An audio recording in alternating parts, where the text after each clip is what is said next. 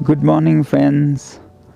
Today I begin the 16th day of my climate fast. नमस्कार।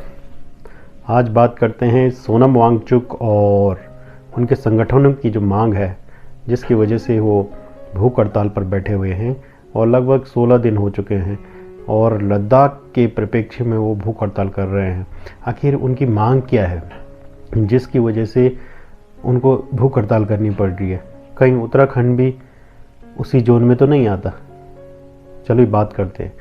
दरअसल लद्दाख में सोनम वांगचुक और उनके संगठनों की 4 मांगें हैं। उनमें से जो पहली मांग है वो है जम्मू कश्मीर की तरह लद्दाख को भी एक विधानसभा मिलनी चाहिए। दूसरी मांग ये है कि लद्दाख को संविधान की 6वीं अनुसूची में शामिल किया जाना चाहिए। और तीसरी मांग है कि वहाँ पर एक संसदीय सीट और बढ़ा देनी चाहिए। मतलब वहाँ पर अभी एक एमपी है और एक एमपी और दिया जाना चाहिए लद्दाख के रिप्रेजेंटेशन के लिए। और जो चौथी मांग है वो ये है कि वहाँ पर पब्लिक सर्विस कमीशन को भी लाया जाए, क्योंकि लद्दाख का अपना कोई पब्लिक सर्विस कमीशन नहीं है। तो चलो आज बात करते हैं विस्तार से पहली मांग पर। 4 मांगों में से पहली मांग पर बात करते हैं। और पहली मांग है कि जम्मू कश्मीर की तरह लद्दाख को भी एक विधानसभा सीट दी जानी चाहिए। अब जम्मू कश्मीर को विधानसभा सीट क्यों दी जानी चाहिए? दरअसल 5 अगस्त 2019 को धारा 370 जब निष्प्रभावी हो गई तो उसके बाद जम्मू कश्मीर लद्दाख अलग अलग हो गए। मतलब लद्दाख जम्मू कश्मीर से अलग हो गया और जम्मू कश्मीर को अलग और लद्दाख को अलग स्वायत्त क्षेत्र दिया गया। दरअसल स्वायत्त क्षेत्र नहीं, लद्दाख को अपना एक केंद्र शासित प्रदेश बनाया गया।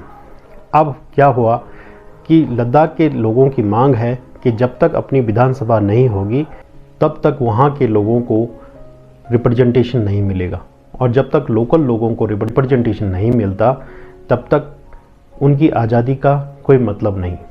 इस स्थिति पर केंद्र शासित प्रदेश जो होते हैं उनको ब्यूरोक्रेट चलाते हैं, या केंद्र चलाता है यूँ कहें, और केंद्र अपना प्रतिनिधि ब्यूरोक्रेट्स भेजता है। तो ब्यूरोक्रेट्स के सामने जो जनता होती है वो हमेशा दबी हुई महसूस करती है। आप ये जानते हैं। अगर आपको अच्छे काम कराने हैं, कहीं पर सड़क निर्माण कराना है, कहीं पर अपने मांगे रखनी है, तो आप ब्यूरोक्रेट के आगे नहीं रख पाएंगे।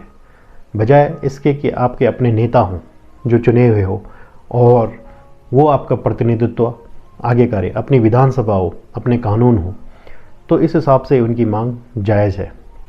अब बात करते हैं दूसरी मांग पर। दूसरी मांग ये है कि लद्दाख में 6वीं अनुसूची का प्रावधान होना चाहिए। मतलब वहाँ पर 6 शेड्यूल को लागू किया जाना चाहिए। तो क्या ये मांग बिल्कुल जायज़ है?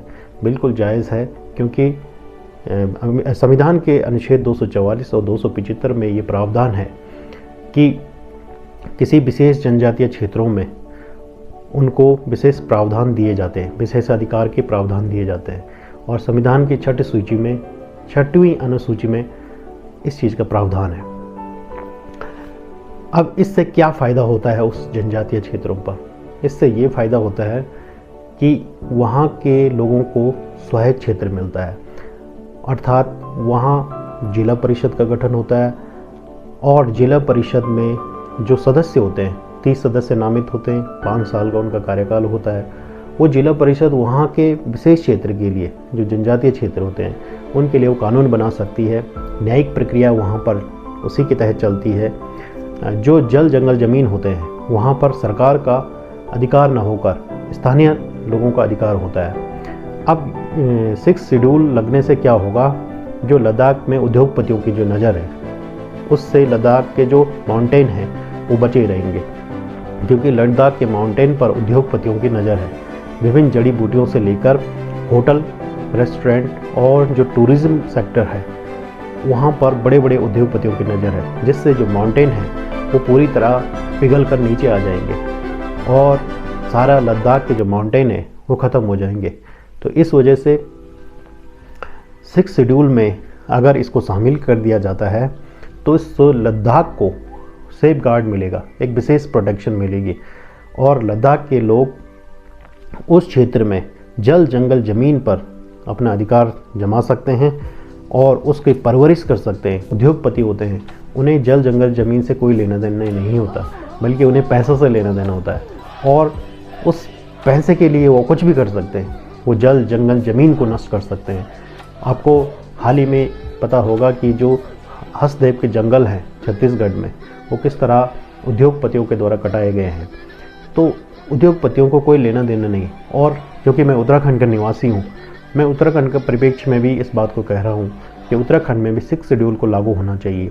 6 शेड्यूल को लागू होने से जल जंगल ज़मीन पर सरकार के अधिकार नहीं रहेंगे, जिससे वो उद्योगपतियों को उस जल जंगल ज़मीनों को नहीं देंगे और ये जल जंगल ज़मीन हमेशा हरे भरे रहेंगे।